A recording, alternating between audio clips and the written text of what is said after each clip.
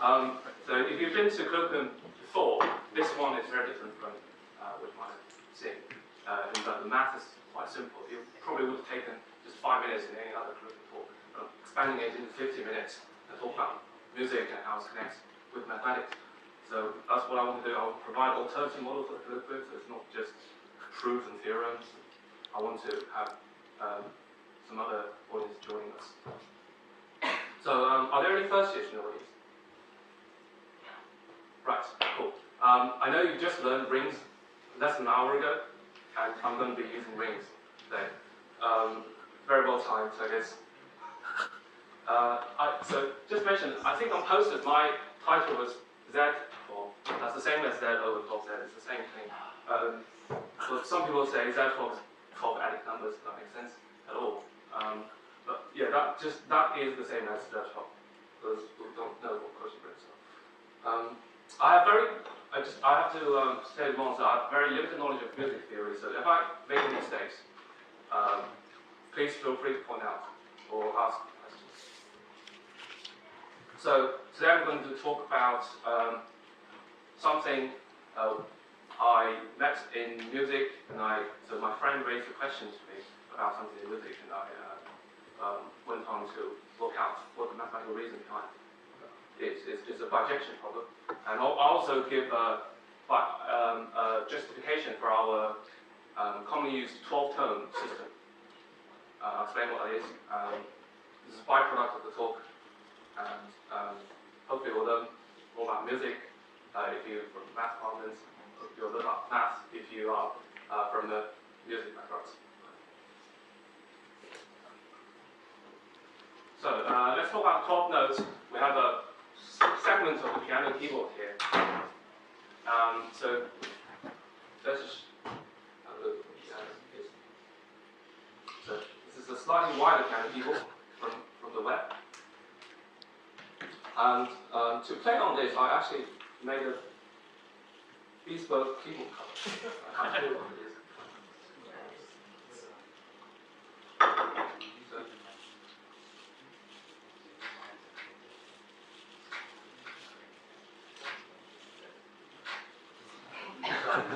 The keys on there.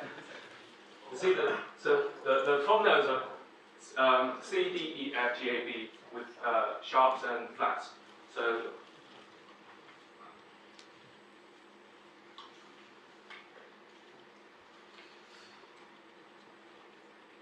they sound like this.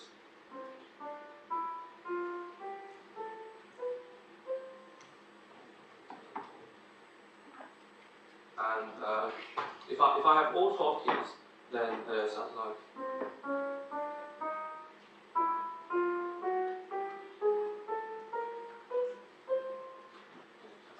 So just a few terms to introduce before I go on to talk about other things. So these notes sound very similar. In fact, so this keyboard is periodic with this 12 key segment, and that's called an octave. So octave is a fundamental object, I guess, in music, and the fact that sound similar means there's a symmetry across the spectrum. So I'll talk about that later. And another term is semitone. So semitone is the interval between any two adjacent notes or keys. So that's a semitone. That's also a semitone. Note that they sound very similar. That's important to us when we develop the theory. Also, the E and F are also semitone parts, although there are both white keys. There's no black key in between.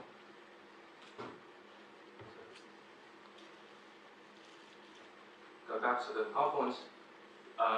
The names on, if you speak German, these keys are called T, D, E, F, G, R, Ha instead of B. And in Japanese, it's Ha ni ho he to iro. So, well, I guess what's universal across the world, though, is the do, re, mi, fa, sol, la, si, do. That's I think is so universal overall. I hope everyone heard that before. So the black keys we've just put sharps and flats. So it is a semitone above C, we call it C sharp. So semitone below D, we call it D flat. In fact, they're the same notes. So let's work out the frequency. So we just said that this octave octave is the fundamental object. It is in fact we have. So the actives also correspond to notes? Yes. They are the sharps and flats. So these are the ideal solutions to the wave equation with fixed boundaries in very technical terms. The first one is the fundamental frequency, and then we have the overtones.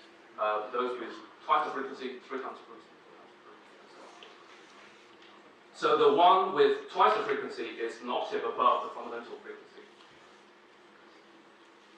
And we said that semitones sound similar, so when we divide octave into 12 notes, we'll probably want to evenly divide them in some way. But we don't know what we mean by even until we introduce this law, Weber effect law. It's named after two Germans.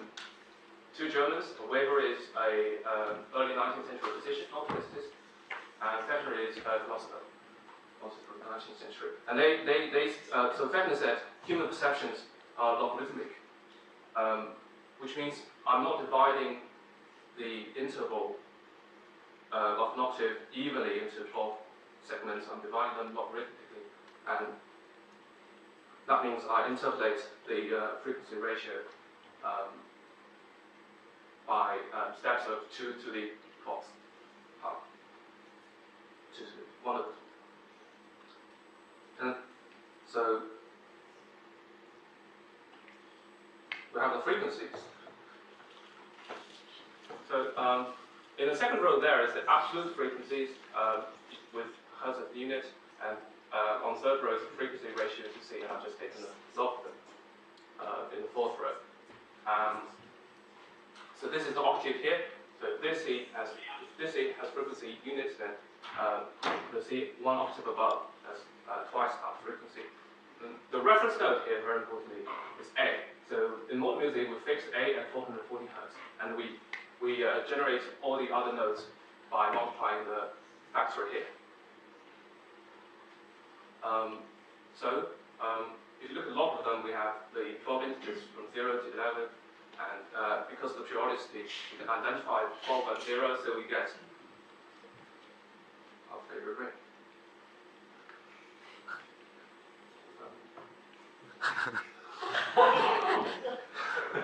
So I just forgot to say a few things. So this C here at 261.626 hertz is called the middle C.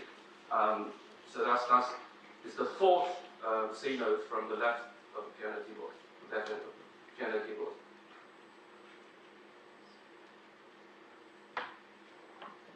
So that's our table from the last slide with the notes, names, and their step numbers.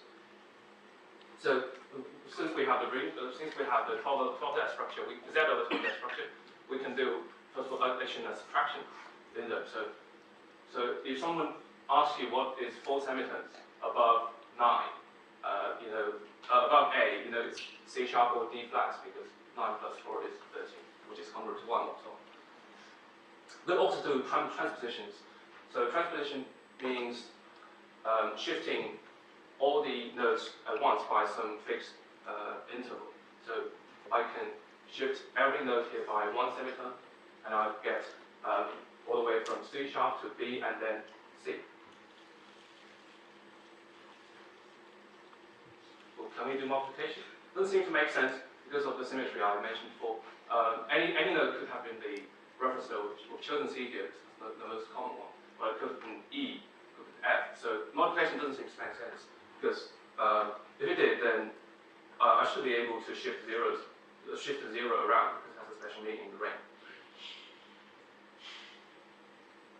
And so I embolded the white keys on the keyboard, which correspond to the number 0, 2, 4, 5, 7, 9, and 11. That's called a C major scale.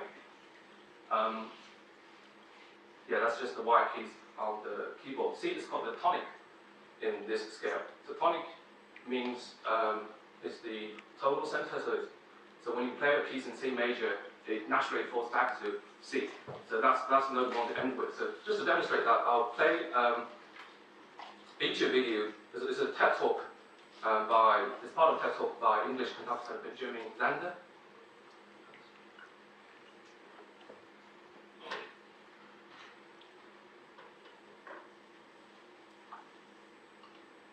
I don't think we have to Wi-Fi.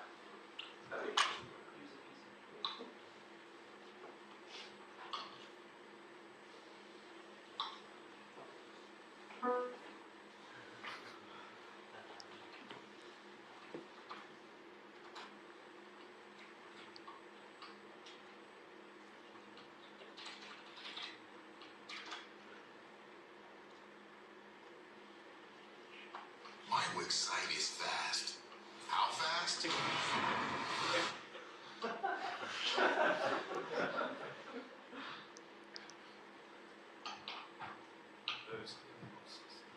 So let's see what's really going on here. We have a B. This is a B.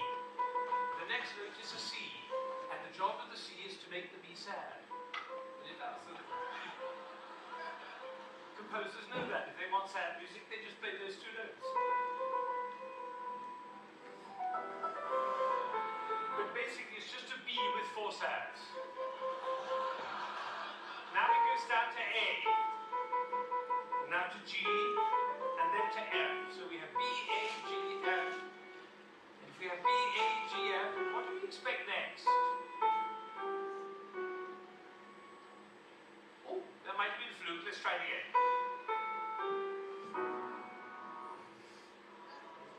The dead choir. And you notice nobody has toned that. Is that right? Nobody's, every village in Bangladesh and every hamlet in China, everybody knows. Da, da, da, da, da. Everybody knows who's expecting that each. That's what we'll play. Hopefully I can choose a sense of what the tonal center is there, because it's very important for the rest of the talk. So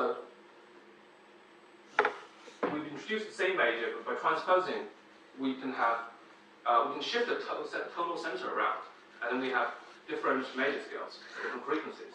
So let's do that. Let's find G major. So G is 7 tones above C. So we just shift everything by 7.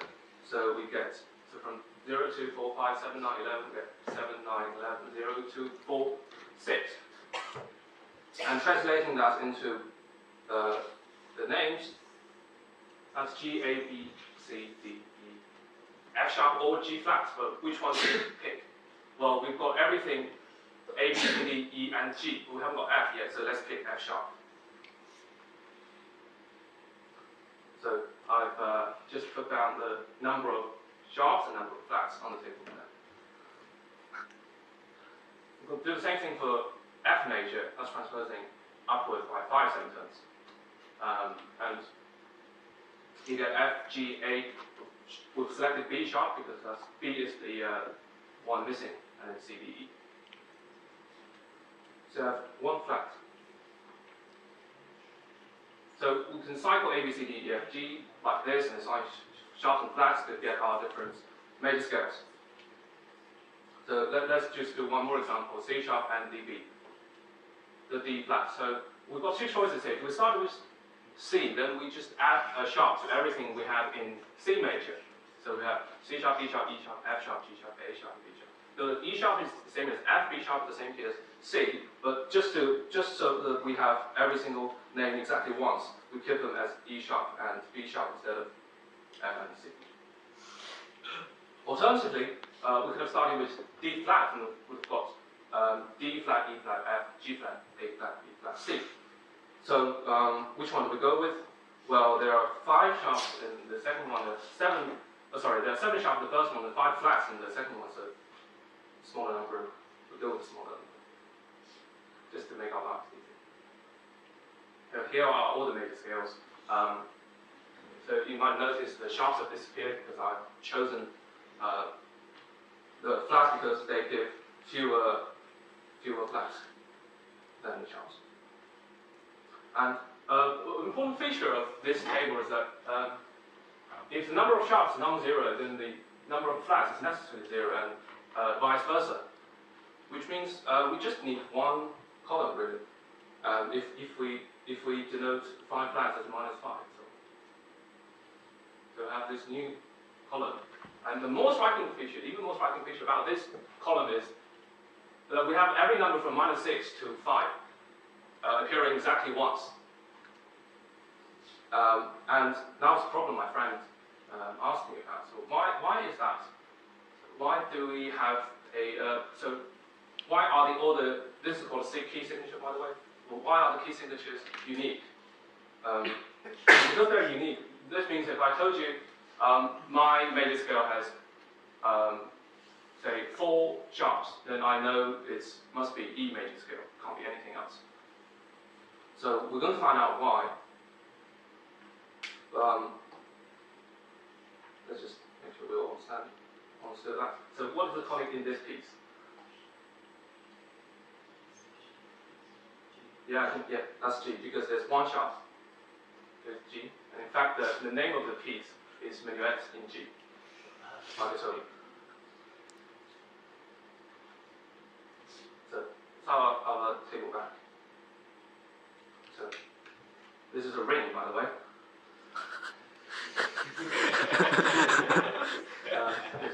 So we have the 12 keys from C to B. So what I'm going to do on the right is that I'm going to write down the notes by the order of, so by the 3rd row, so the key signature numbers. So for 0 we have C, for 1 we have G, 2 we have D, A, E, B, F sharp, C sharp, G sharp, E sharp, A sharp, A, F, and then we're back to C. So those are 12 notes rearranged into the 2nd ring.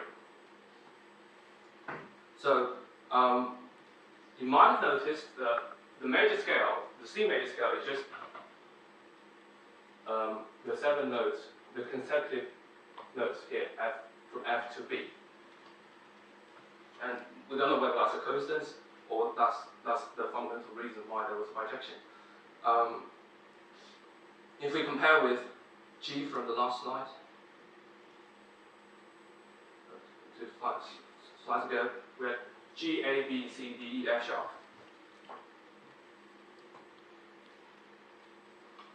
And here, G, so G, A, B, C, D, E, and F sharp. There are again 7 consecutive notes on the 2nd ring.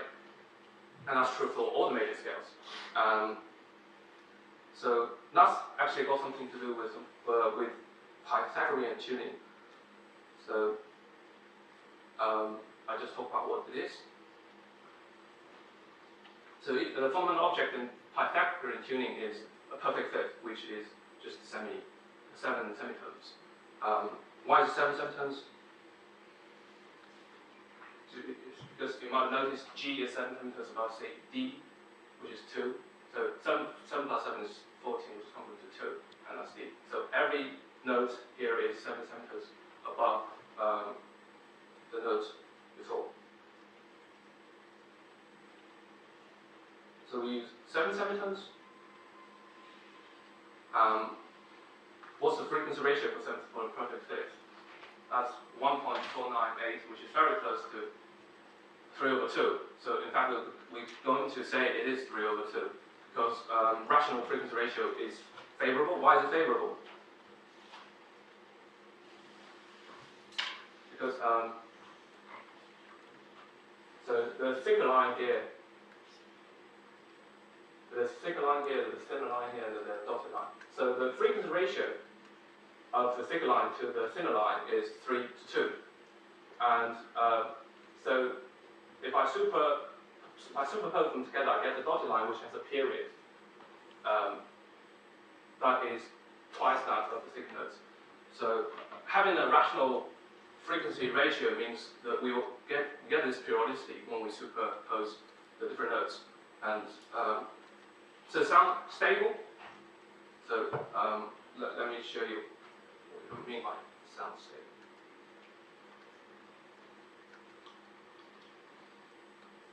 So here we have 440 hertz. A couple of years we don't like sine waves. So we're going to start with 655 hertz. So you can hear the in the background. The volume might be too loud.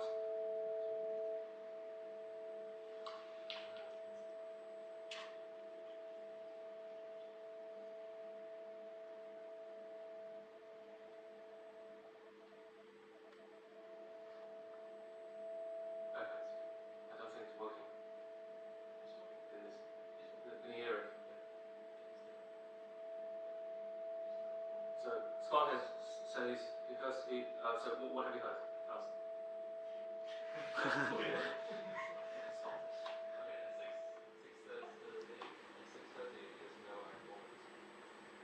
Yeah, so it's still wobbling. It sounds stable. Okay.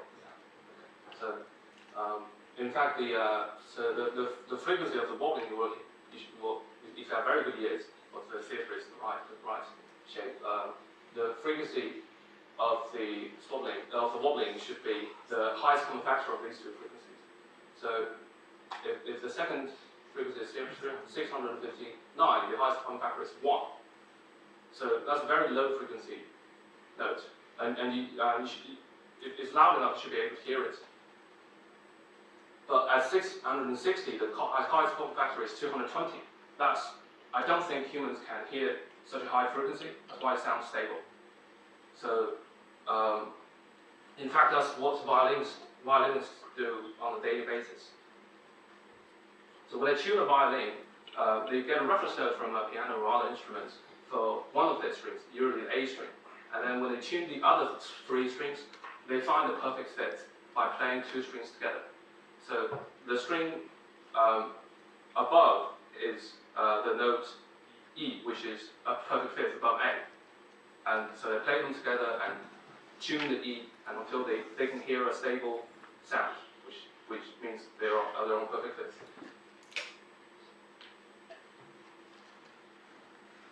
But there is a problem because we did approximation.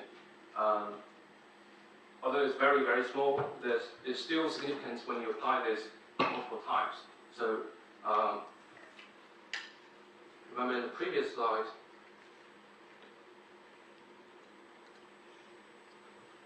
so you go perfect fifth above to find G from C, and then another perfect fifth to find D, another perfect fifth to find A. And if you go 12 perfect fifths, you should get back to C, although you're a few octaves above where you started from. But there is a problem because if I tune it using the Pythagorean method, I have 12 perfect fifths, whereas with the usual method, it would be 7 octaves, and there's a discrepancy between these two. So that's the ratio there. For 12 perfect fifths, it's just 12 power of 3/2. So 7 octaves, that's just 2 to the 7. So you can see there's a 1.3% discrepancy in these two tuning methods, between these two tuning methods. And in fact, that extra bit is about 23% of a semitone. So here's the graph. I explain what it is. So on the x-positive axis,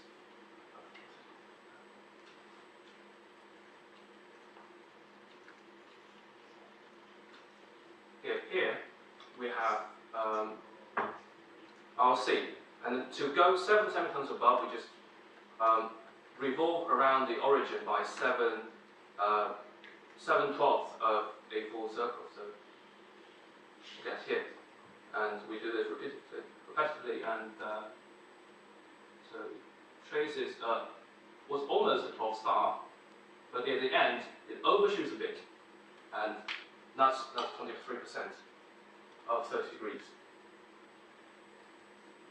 So so Pythagorean tuning is not perfect, and that doesn't give us perfect octaves. And that's also why sharps and flats are different. So if I go back to previous.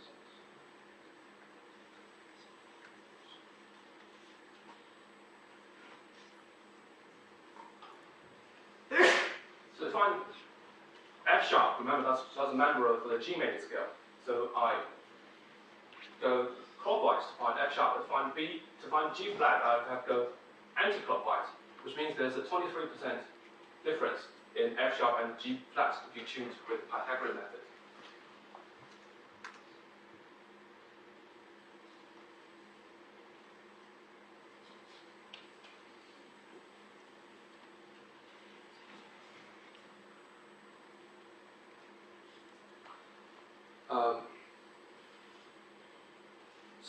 What the Pythagorean tuning tells us about our original problem, which is the bijection between key signature and the major scales. So we can use Pythagorean tuning to generate 12 notes, and then we take any 7 consecutive notes to form a major scale. And tonal center is incidentally the second note from below. And the key signature is determined by how far away the major scale is from C based on the diagram, because the further away, the more flats or sharps you take on the ring, and that determines your signature. So, and how to recover the keyboard arrangements? Well, we know every note is 7 temperaments from the key above, so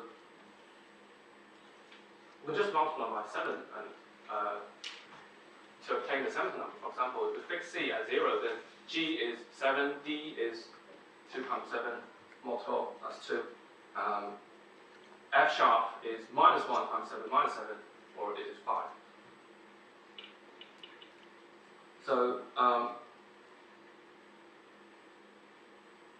in fact, it matches the table here. So you can verify now that if you multiply 7 to the number on the second row, you get numbers on the third row.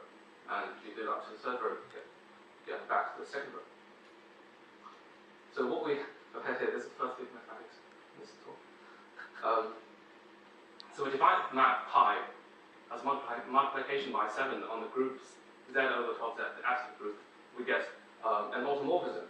Why is it an automorphism? Because it preserves group structure and it is invertible. And also it's mapping from and into the same set. So we use the fact that 7 squared is congruent to 1, not 12, because 7 is the inverse of 7 in the unit group Z, unit group of Z over 12Z. And as a corollary, since 7 is the inverse, as I just said, you can trace back the signature number by multiplying 7 as well. So the bijection is down to the automorphism of this additive group.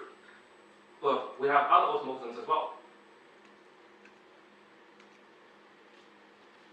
So let's find out what the automorphism group is. So any homomorphism from a cyclic group is uniquely determined by the image of its generator. In this case, it's phi of 1.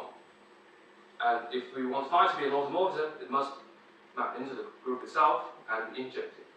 And injective is the same just as multiplying everything in the group by something that's coprime to n. So we have the automorphism group of the additive Z over 12Z is the same as a unit group in the ring, which instantly is equal to that by Chinese remainder theorem, with the congruent isomorphic to that. So the 4 elements that are units in our group is 1, 4, 1, 5, 7, and 11. So what do they mean? We already know what 7 means. 7 means Pythagorean tuning. And it's not hard to work out. 1 means just the identity. So we have the ring on the left. And 11 is just minus 1. It's the congruent to minus 1. So it's just going back on my usual majors, the 12 notes. And the 5 is negative 7. So 5 is inverse Pythagorean tuning, or the opposite of Pythagorean. So all our units here. But there are still a few mysteries remaining. First of all, why are there 12 notes? Well, because in Pythagorean tuning, 12 steps of perfect fifth is close to 7 octaves. So when you reduce them back into a single octave, they become 12 different notes. That closeness, a property of 12 perfect fifths and 7 octaves means 2 to the 1 over 12th is a good division of an octave. People have done something else. People have tried having perfect 3/5, which gives you even closer to 31 octaves. But then you have 53 keys in the single octave. That's not. You don't want to remember 53 different names. So that's why we haven't gone with that. There are actually music systems. I know that in Middle East there's a 24-tone equal temperament system, but the problem with 24-tone is that the perfect fifth is 14 semitones above your bass frequency, and 14 is not.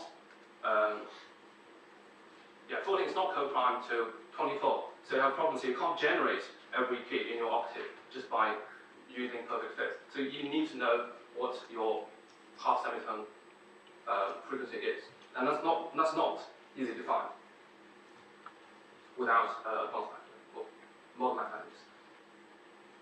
So why are there 7 in the major scale then? We had 7 earlier in the second line, but that 7 is different to that 7 here, because we picked 7 from our Pythagorean ring, because if we have 7 keys, then every key is at most 2 semitones from its neighbor. So if we want something that's in between 2 different notes, we can always get one. That's not too far away. And also, you don't have too many single semitone pairs. In fact, you have 2, E and F, as well as B and C. There are other music systems without single semitone pairs at all. For example, the pentatonic system, which is widely used in China, Japan, and the rest of East Asia and Southeast Asia, as well as Western folk music. And the last mystery is why C the total center in C major scale? That was a bit. We seemingly arbitrarily picked the second note in our 7 consecutive keys. Well, I don't really have a good answer to that, so I'll leave it to Mother Nature. But we can think about that. Just to conclude my talk, so my original title was Z12 and the major scales. I thought 12 and scale rhyme, but then I changed to over 12 Z. So the rhyme's broken, so I've written something else. C, D, E, F, G, A, B, 7 squared, the identity. Thank you.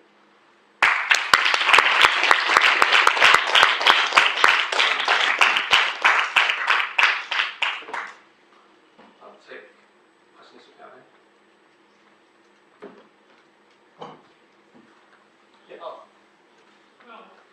you go first. No, I just. It is next. Mine needs fine.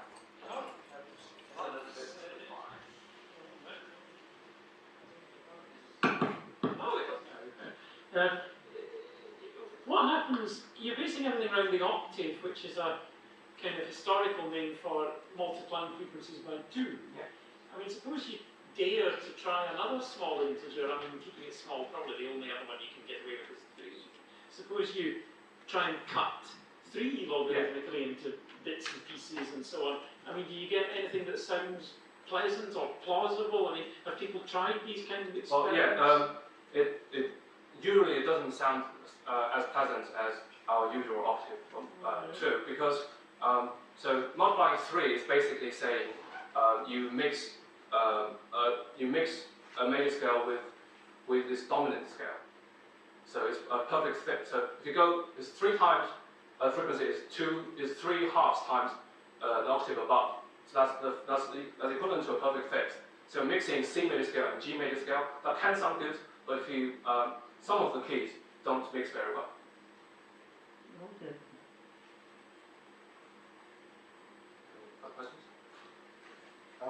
Is there any sort of harmonic relationship between the thirds, for example? Yes, there's a principle called the major third, so that's 4 semitones. Is that a rational? Yeah, that's about 5 over 4, so we go back to the.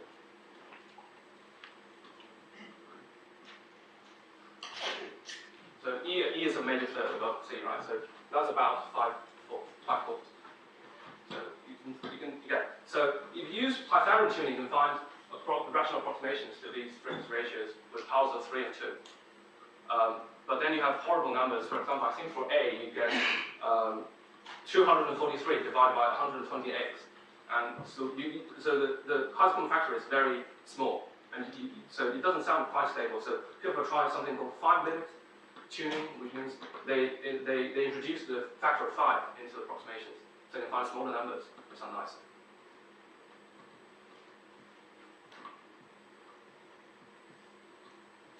So you only need the group structure, or do you need the range structure? You don't really need the multiplication. Yeah. But you just multiply things by 7, by units to get ordinals.